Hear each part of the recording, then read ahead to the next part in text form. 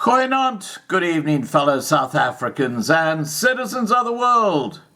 And in this world of hypocrisy, which has basically been stirred up by the mainstream media, we have a classic example of what I've been talking about, where when it's black on white violence, it's not worth a mention. But when it's George Floyd and a white policeman, it is global news. And we have protests all over the world, including here in Australia, by these misguided youngsters who don't understand the reality of what is going on, especially in places like South Africa. So what am I talking about? Well, let me tell you. It was with shock and displeasure that Patriots for Minorities heard of the serious assault of Mr. Flippy van Dyk, 64, of the farm Oblivion in the Umkomaas district on Tuesday afternoon at 5 p.m. Allegedly, 20 heavily armed black police officers broke locks of 2 gates and threw 2 stun grenades to confuse Mr. van Dyk's 3 Boer dogs. The 20 brave black policemen, led by Lieutenant Colonel Ngledi, stormed Mr. van Dyk and proceeded to kick him, assault him with clenched fists, and struck him with butts of R4 rifles. His bruised and bloody body is evidence of the vicious assault. Most of the attackers had balaclavas on and hid their name tags. This kind of racist brutality on the part of the South African Police Service, black policemen, has now become symptomatic and epidemic during the lockdown in South Africa. In particular, it is the vulnerable white minority that is now under the influence of power-laden black officials' brutality and racism.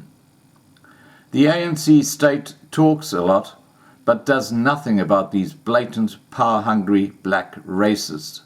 The white minority seems to be a popular target for black bullies, and the ANC government dismiss it as frivolous. Patriot for Minorities demand that these 20 black policemen be suspended without pay before Wednesday, June the 10th, 2020, failing which we will encourage people to launch protests nationwide in front of police stations from Friday, the 12th of June, 2020. The ANC has big mouths on racism and human rights abuses, but is silent and absent when it comes to its prevention. The perception is that the persecution for racism is directed at whites only. This state of affairs is an injustice perpetrated against the white minority and is an abomination allowed by the Marxist ANC government. Now, apparently, the crime that Flippy van Dyk was guilty of was having a gun to protect himself.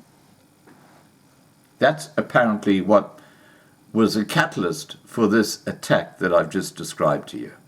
Now, just imagine, and I've said this so many times, but just imagine if this happened in the USA and that was a black fellow on his farm and 20 white policemen went over or broke through and did what these guys did to that black fellow. Now, clearly, that would be outrage all over the world. It would be in the mainstream media. But because the shoe's on the other foot, as I've said so many other times, nothing is said. It's covered up. It's absolutely tragic. It's disgusting. Yeah, fake news. Mainstream media, fake news. All right, guys, please remember to subscribe to be kept informed.